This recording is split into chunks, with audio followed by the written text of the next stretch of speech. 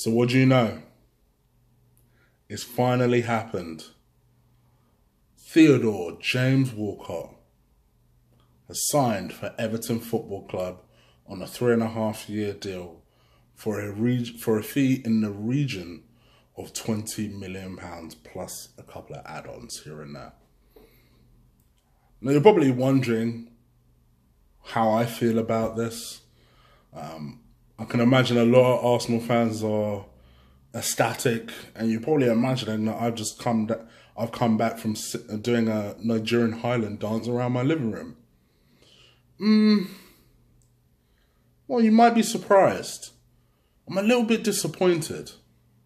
Not because it weren't the right time for Theo to go. Blimey, he should have gone in the summer. You guys know he was on my chopping block from, truth be told, for the last 2 years. But the reason I'm disappointed is what could have been, what should have been for Theodore Walcott. He joined our club in 2006 as a 16-year-old, as an exciting 16-year-old. And I remember when I was watching Sky Sports News and we were being linked with Theo, and he was talking to his mates on the bench, and they were like whispering, and they were all nudging each other because they knew that the camera was focused on Theo. And we thought, blimey, this kid might be, maybe there's something extra special about this kid, you know? And for Wenger, who's always notoriously been stingy at spending money, even back then, went and put an initial down payment of £5 million with a fee rising to £16 million. So it was always a big deal. Very high profile, a youngster. We tend to have a good relationship with Southampton.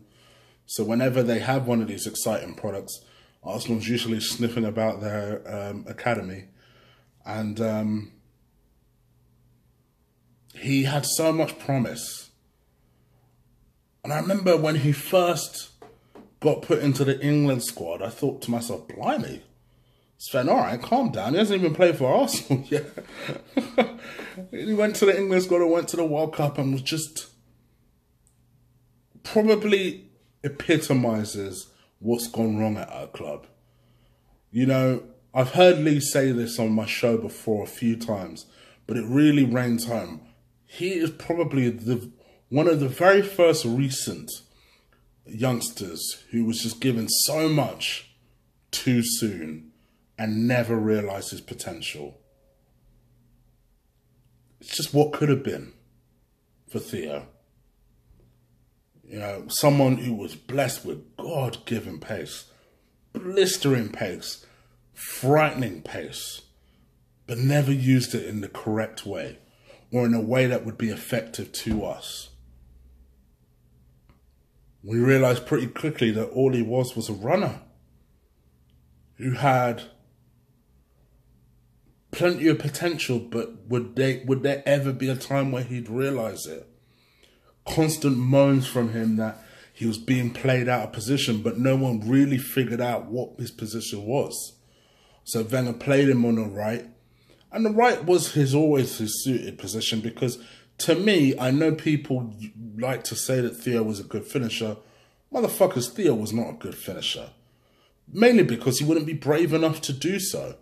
Not because there was anything wrong with his technique, but because he would never make the right decision. His decision-making was horrendous. For those of you who are not quite old enough to have seen Theo in his older days, because in his first 2 or 3 years of his Arsenal career, you think Iwobi was bad with his final product. Theo was not much better. And then something clicked in the 2012-2013 season. The guy just started banging in goals, banging in assists, formed a formidable partnership with Robin Van Persie. Went on to have 19 goals and 10 assists. I will never forget that stat. And I thought to myself, oh, okay. Now Theo has arrived. Only for when Van Persie left, Theo never recovered. When Theo should have kicked on, he never did. Instead, he was always known to be someone who was always dragging their feet in terms of signing a new contract, and would then sign a contract, and his initial contract extension was initially paid over 100,000. And Arsenal fans used to say, for what? And then his most recent contract extension, I say recent because it was 18 months ago, he was now being paid 140,000, a salary on the likes of Ozil and Sanchez. And again, Arsenal fans were left thinking, for what?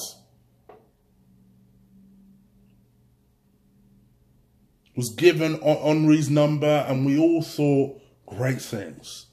People even hoped he'd be the new Henry. Some of us knew slightly better, but even I had hopes that he'd be good. With all that pace, he'd be good, and never was.